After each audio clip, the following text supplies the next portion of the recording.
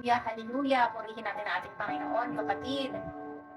Kahit na ikaw ay nagdaranas ng anumang pagsubok o nasa kabigatan ka o anumang mga trials na hindi maganda sa buhay mo, patuloy ka pa rin na manalig, magtiwala at manampalataya sa ating Panginoong Jesus. Huwag mo siyang iwanan dahil kapag ikaw ay dumaranas na sa pagsubok at wala ka pa sa ating Panginoong Jesus, paano mo mapagtatagumpayan ang pagsubok na yan kung wala ang presensya ng ating Panginoong Jesus? Kaya mga kapatid, napaka-importante na palaging naka-align tayo sa ating Panginoong Jesus kasi bibigyan niya tayo ng kapayapaan sa puso at isipan natin. Basta ang mga burdens natin, ang mga sitwasyon natin na mahirap, palagi natin yan isusurrender sa ating Panginoong Jesus. Palagi natin ibigay, sasabihin natin sa ating Panginoon na, Lord Jesus, I surrender it to you. All my burdens, all my pains, Lord, I surrender all to you because I trusted you, Lord, that you always make a way behind my difficult circumstances. I keep on trusting you, even on my pain, even on my difficulties. I trust you, Lord. Okay, mga kapatid, palagi natin yun ang sasabihin natin sa ating Panginoon kasi sa kabila ng hindi magandang sitwasyon natin, nandun pa rin yung pagtitiwala natin sa Panginoon Jesus. Kapag kaganoon, ang pinagpipray natin sa ating Panginoon, at nandoon, patuloy tayo nagtitiwala sa Kanya, natutuwa ang ating Panginoong Jesus. Okay, mga kapatid? So, continue tayo, Isaiah book pa rin tayo. Okay, mahaba to mga kapatid eh. Pero, ang mga binabasa ko lang sa inyo na mensahe na galing dito sa Biblia na mensahe ng ating Panginoong Jesus ay yung mga importanteng mga dapat natin malaman, mga kasalanan, yung mga kaparusahan. Pero, meron din dito sa Isaiah na kung saan ay yung pangako ng ating Panginoong Jesus na kung saan ay sa kabila na nagdaranas tayo ng hindi maganda or nandoon tayo sa paghihirap, may mga pangako ang ating Panginoon dito sa Book of Isaiah na tinutulungan niya tayo. Okay? Tinutulungan tayo na mapagtagumpayan natin yung mga pagsubok na yun. Okay? Mababasa natin yan dito. Tayo ay nasa chapter 5, Isaiah, verse 20 hanggang 25. Awa kayong mga nagsasabi na ang masama ay mabuti at ang mabuti ay masama. Ang kadiliman ay sinasabi ninyong liwanag at ang liwanag ay sinasabi ninyong kadiliman. Ang mapait ay sinasabi ninyong matamis at ang matamis ay sinasabi ninyong mapait. So, mga kapatid, nandoon na yung kabaliktaran, ano? Kasi diba, nandoon tayo na umaasa tayo sa sarili nating karunungan. Kasi nga, nandoon yung eagerness na gawin natin yung isang bagay na kahit na alam naman natin na yun ay kakapahamak natin. Kaya, mga kapatid, kapag tayo, yung hindi tayo humingi ng gabay o ng wisdom sa ating Panginoon na kung ito ba ay tama, Lord, ito ba ang will mo para sa amin, Lord, makakabuti ba ito, Lord? Doon tayo napapahamak. Okay? Kapag tayo ay umaasa sa ating karunungan. Kaya sabi dito ng Panginoon, ang masama ay mabuti, ang mabuti ay masama. Diba? Nandoon na yung mga kabaliktaran, nagiging baliktad na.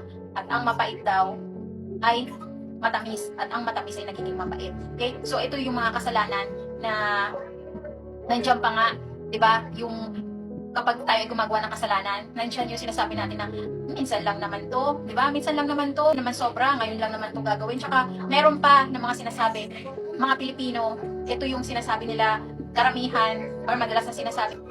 Kapag nasa makamundo kasi ang isang tao, nandoon na talaga hindi mo siya mapipigilan kasi nandoon yung sinasabi niyang kasarapan ng buhay, nandoon siya sa sitwasyon na masaya siya kahit na yun ay masama. Okay? Kumbaga is, habang nabubuhay siya, mas gusto niya na gawin na niya yung lahat ng bagay na ang sa tingin niya yun ay tama para sa kanya. Pero yung pala yung magpapahamak sa kanya. Kasi nga, habang buhay pa siya, lubos-lubosin na niya yung paggawa. Kasi kapag nawala na daw siya o namatay siya, paano niya pa magagawa yung mga bagay na yon? Nakuha niyo ba, mga kapatid, ang ibig kong sabihin? Malinaw na sinabi natin, Panginoon, na ang pinaka-meaning nito na ibig niya sabihin ay nagiging baliktad na. Okay? Marami na talagang gumagawa ngayon ng akala nila, yun ay mabuti, pero ikaw na nanonood ng mensahe kong ito, kung ikaw ay, bilang ikaw ay tinanggap mo na ang ating Panginoong Jesus, isa kang Christian, nandoon ka, nagbabasa ka ng Bible, nagpe-pray ka, nandoon ka sa alignment ng ating Panginoong Jesus, ano yung masasabi mo? Ano yung mas mabuti nung wala ka pa kay Jesus? O nung ngayon na nandito ka na kay Jesus na lumalakad ka ayon sa plano ng ating Panginoon para sa buhay mo? Okay? So, mga kapatid, pwede kayong mag-comment, pwede nyo i-share kung ano yung mga na-experience nyo nang wala pa kayo kay Jesus, nung malakad na kayo kay Jesus, ano yung mga bagay na pagkakaiba. ng habang na naglalakad kayo kay Jesus at nung wala pa kayo kay Jesus, okay? Kasi alam yan ng ating mga kapatid, ng mga Christians, na kung saan ay tinanggap na nila ng ating Panginoong Jesus kung anong pagkakaiba.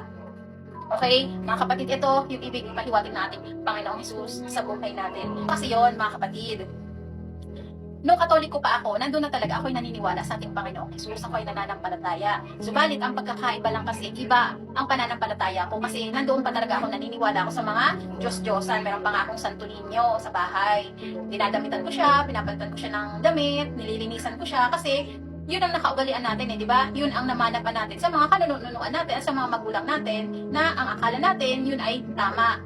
Okay? Nung Katoliko ako, nandun na talaga kasi ang lola namin noon, ina ng papa namin ay nandun na talaga yung pagiging religious niya. Isa siyang Catholic pero isa siyang religious. Okay, religious yung lola namin. Every Sunday, hindi kami nakakalampas or walang linggo na hindi kami nagsisimba sa Catholic Church. Okay, nandiyan pa nga talaga yung naalala ko kapag sinabi ng lola namin na magsisimba tayo, kinabukasan, nandiyan na yung ipiprepare na talaga namin yung mga damit namin. Ang damit pa talaga namin is bawal kami mga nakapantalon, mga nakapang mahaba kaming dress, yung blouse namin, talaga yung ang suot mo talaga, sabi mo talaga na religious ka, nandun talaga yung maka-Diyos mo, di ba? Yun yung mga sinasabi ng mga Katoliko na maka-Diyos itong taong ito, yung pamilya ko, maka-Diyos. Okay, so ganun kami noon nung nabubuhay pa ang lola namin. Tapos, ang lola namin, nagbabasa yan ng Bible, may Bible yung lola namin. So, kami, meron din naman kaming binabasa, yung parang maliit lang. Alam niyo ba yon mga kapatid na, di ba meron pinamimigay sa mga schools na libreng Bible, yung maliit lang noon. So, meron ako noon. Basa ko rin yun, pero wala talaga yung pureness ko na magbasa ng Bible. Ngayon lang talaga ako nakapagbasa ng Bible na cover to cover, okay? And then, nandoon pa yung guide na, di ba meron niya na guide na pagro-rosary, kung paano yung guide ng pagro-rosary, meron din ako noon. Dala-dala ko yun sa bag ko, sa tuwing aalis ako, may dala-dala na akong rosary sa bag ko. Kasi, ang paniniwala ko kasi noon, yun ang gabay ko. Yun ang nag-iingat sa akin, nagpoprotekta sa akin, kahit saan man ako pumunta. Yun ang paniniwala ko. Tapos, bago ako matulog noon, mga kapatid, nagro-rosary talaga ako. Nandun na talaga yung faith ko kay God, pero nasa mali. Mali yung pinagsasambahan ko. Kasi, ngayon, hindi man natin nakikita ang ating Panginoong Jesus kasi nga, by Spirit, okay? Sinasamba natin ating Panginoong Jesus, naniniwala tayo through Holy Spirit, okay? Noon kasi, hindi, yun nga, inakasanayan natin, sa pamilya natin, di ba, namana natin, doon ako nagbabase sa binabasa ko at yung sa Rosalit sa mga Diyos-Diyosan. Nagsisimba kami sa mga Katoliko, nagpupunas-punas, na-experience ko din yun, mga kapatid, ko ano yung ginagawa nyo sa Katolik, ginagawa ko rin yan. Dati, nagpupunas sa mga santo-santo, kinakatok-katok, di ba? Kinakatok nyo yan. Sinasabi ng mga Katoliko na kapag kinakatok mo daw, kung saan nakahiga doon, yung Nazareno, ba mga kapatid, tama ba ako? Nandun yung kinakatok ng 3 beses. Kaya minsan ako ay nagtaka, ko, bakit kaya kinakatok nila yung salamin na yun? So, yung pala, dahil daw nga para daw mas lalong mapakinggan or gumising siya, parang ginigising, kinakatok na yung panalangin is mapakinggan. Yun ang paniniwala ko nung ako ay nasa Katoliko pa. Kung kayo ay nagpo-prosesyon, di ba, merong Holy Week, di ba, nagpo-prosesyon ng mga santo, dumaan din ako dyan. Okay, nagpo-prosesyon din ang inyong kapatid. Tapos, celebrate ng piyesta ng Santo Niño, Nazarene, Peña Francia. Dumaan din ako dyan, naniniwala din ako dyan. Okay? Kaya sabi ko, lahat ng mga religious activities, pagsamba sa mga Diyos-Diyosan, pinagdaanan ko din lahat yan. Okay? Pero nga, dahil nung nabasa ko na ito, buong Bible, nandoon na, namulat na yung katotohanan. Nagising na ako, okay? Nagising na ako sa isang bangungot, okay? Bangungot, okay? Kumbaga is panaginip tapos nagkaroon ng bangungot. Hindi, totoo yun. Mga kapatid, seryoso. Kumbaga is nagising ako sa katotohanan. Kaya yun kasi yung ni-reveal sa akin ni Holy Spirit at sa pagbabasa kasi ng Bible, kailangan yung mga kapatid na humingi ng wisdom sa ating Panginoon. So sa unang pagbabasa mo, hindi mo siya maiintindihan kung walang gabay ng banal na Espiritu. Okay? Bibihira. Kumbaga is ang ating Panginoong Jesus ang nagbibigay ng karunungan, ng wisdom upang maintindihan mo kung ano ang ibig sabihin na ipinapahiwatig ng bawat mensahe dito sa Biblia. Kung ano yung mga religious activities, wala na yan sa akin. Hindi na ako nagsasamba sa mga Diyos-Diyosan, okay? Ang sinasamba ko na ay ang ating Panginoong Jesus through Spirit, okay? Si Holy Spirit, hindi ko nga pa yan alam yung mga Holy Spirit na yan, okay? Na ang Panginoong Jesus pala ay si Holy Spirit na iniwan sa atin, umakyat siya sa kanyang Ama sa kalangitan, di ba? So, ayun mga kapatid, ang nais kong sabihin sa inyong lahat na magbasa ka, kapatid, ng Bible upang mabuksan din ang iyong kaisipan, kung ano ang katotohanan. Okay? Kasi meron din talaga mga celebration na hindi dapat i-celebrate. At alamin nyo kung saan ba nagmula. Okay? Kung saan niya nagmula yung mga sineselebrate na yan, lalong-lalo na yung Valentine's, New Year, Christmas, birthdays, okay? Kasi yung apat na yan, mga kapatid, ang katotohanan, hindi na rin ako nagse-celebrate niyan. Kahit ang aking mga anak, hindi na rin niya nagse-celebrate. Simula nung ni-reveal sa akin ni Holy Spirit at sa pamamagitan na rin ng kanyang watchman na si Prophet Perez hindi. At nag-research din ako kung ano ba yung katotohanan, yun. Nag-research ako mga kapatid at nagbabasa ng Bible, yun, i-reveal sa iyo ni Holy Spirit yun. Okay, mga kapatid, kaya ang advice ko sa inyo mga kapatid, magbasa ng Bible and mag-research. Okay? Kasi meron naman talagang mga Christians na nagse-celebrate pa din simula nang nireveal sa akin ni Holy Spirit. Ang paniniwala ko na ngayon talaga is by reading Bible and through spirits kung ano yung mga nire-reveal sa akin ngayon. So, mas mas panatag ako nung nalaman ko yun, na ganoong bagay pala, kaya pala, na hindi pala dapat i-celebrate. Kaya, mga kapatid, do research, okay? Mag-research kayo. So, continue na tayo mga kapatid. Napahaba na yung kwento ko sa pag-share. Pero totoo yun, mga kapatid, na kaya sinasabi ko sa inyo na huwag kayong magsamba sa mga Diyos-Diyosan, yung mga religious activities, yung mga nakikipag-cooperate din sa mga piyesta-piyesta kasi hindi siya biblically.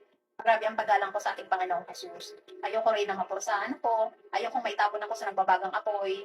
Okay? Kaya patuloy akong nagbabasa talaga ng Bible. Hindi pwedeng hindi ako magbasa. Kapag halimbawa hindi ako nakapagbasa, kapag may ginawa ako, babalikan ko yan, babalikan ko ang ating Panginoon, so makapagbasa lang ako. Halimbawa, ang pinangako ko sa ating Panginoong Jesus na, Lord, magbabasa ako ng 7 chapter, 10 chapter. Yun, ginagawa ko yung mga kapatid, kasi yun ang pangako ko sa ating Panginoon eh. Hindi ko na kompleto yung chapter na yun, babawiin ko yan mga kapatid. Babawiin ko yung kinagabihan, magbabasa ako, o di ka kinabukasan, babawiin ko yan, dodoblehin ko yung pagbabasa ko. Okay, mga kapatid, ganoon ako kung lumakad ngayon sa ating Panginoong Jesus. Malaki ang ginawang pagbabago na ating Panginoon sa buhay ko. Marami din ako mga katanungan nung wala pa ako sa Panginoong Jesus. Marami akong katanungan talaga. Subalit nga, sabi nga ng ating Panginoong Jesus, malapit siya sa mga broken-hearted. Pinasasaya niya, pinalalakas niya. Okay, kaya ngayon, wala man akong kapartner, okay, bilang isang single mom, pero may kapartner naman ako na walang katulad. Yun ay ang ating Panginoong Jesus. Diba? Hallelujah, praise God. So, mga kapatid, continue tayo. Verse 22. Nakakaawa kayo, kayong mga nag-aakalang kayo'y marurunong at matatalino. O, di ba, mga kapatid? Nabanggit ko kanina na umaasa tayo sa sarili natin karunong kasi hindi tayo humihingi ng gabay o ng wisdom kung yun ba ay tama. Di ba? Gagawa na lang tayo ng sarili nating desisyon na hindi man lang kinoconsider o hindi natin pinag-pray sa ating Panginoong Jesus. 22. Nakakaawa kayo, kayong malakas, uminom ng alak, at biyasa sa pagtitimpla nito. So, mga kapatid, nakakaawa daw yung malakas uminom ng alak. Kasi, mga kapatid, ang pag-inom talaga ng alak ay pinagbabawal din talaga ng ating Panginoong Jesus. Kasi, di ba, kapag ka uminom ng alak, masama rin talaga nga naman ang epekto, masama rin naman sa kalusugan ng isang tao. Kasi nga, di ba, hindi ka man Christian, pero tayo ay templo ng banal na Espiritu. Ang ibig ko sabihin is, Katoliko ka man, sino ka man, kumbaga is temple of the Holy Spirit ang katawan natin. Okay? Kaya nga, at nandun yung pag-iingat natin sa katawan natin. Kasi hindi naman natin pag-aari ang katawan natin. Ito ay pag-aari ng ating Panginoong Jesus. Ang katawan natin ay hiram lang natin. Kaya dapat ingatan natin ang katawan natin. Huwag kang iinom. Kasi pinagbabawal din talaga ng ating Panginoong Jesus. Diba? Sabi niya dito, nakakaawa kayo, kayong malakas uminom ng alak at biyasa sa pagtitimpla nito. So, kasalanan din mga kapatid ang pag-inom ng alak. Okay? 23. Pinakakawalan ninyo ang may mga kasalanan dahil sa suhol pero hindi ninyo binibigyan ng katarungan ang mga walang kasalanan. Dito totoo to, di ba? Kumbaga is hindi fair dito sa mundong ginagalawan natin. Na pag minsan, kung sino pa yung mga walang kasalanan, yun pa yung nakahatulan ng may kasalanan. Kung sino yung may kasalanan, yun ang hindi nakahatulan